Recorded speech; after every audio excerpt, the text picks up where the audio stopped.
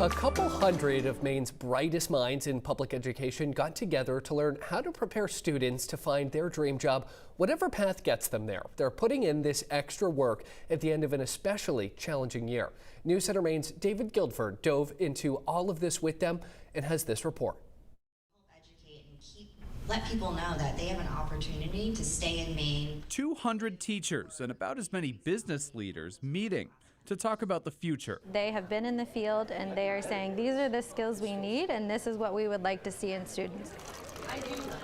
This symposium, put on by Educate Maine, teaches teachers what skills are needed for their students to fill quality job openings here in Maine. Kids know that they have multiple avenues to find a job that suits them, that matches their passion. You don't have to say, I want to be a lawyer, or I want to be a doctor, or I want to be an engineer. Kim Barnes is Aroostook County's 2019 Teacher of the Year. Rural education has some of the most creative teachers because we may not have the same kind of resources that are in an urban area. Not everyone knows what we are. But after the panel discussions and after the lunch is done, teachers excited to share this with their students. I'm here to learn.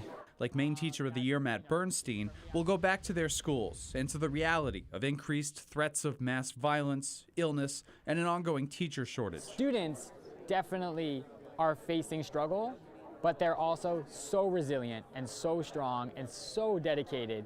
The classroom is my sanctuary. So when I step into the classroom and I close the door, that's where the magic happens. Barnes acknowledged teachers, too, are facing a lot of stress. She said she has a boss and peers who support her, but most of all, her students lift her up. The secret of teaching is that when you pour your heart into them, all of that comes back to you tenfold. And so I'm doing okay because of the love that exists in my classroom.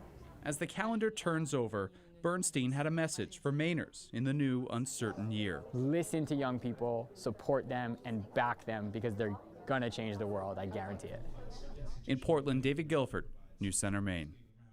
Bernstein also cautioned the way people talk about the school years affected by COVID. Kids hear the way they're described, and he said it can be harmful to hear that they've been permanently damaged by the pandemic. They've certainly faced struggles, Bernstein said, but they're also incredibly resilient and work hard to learn.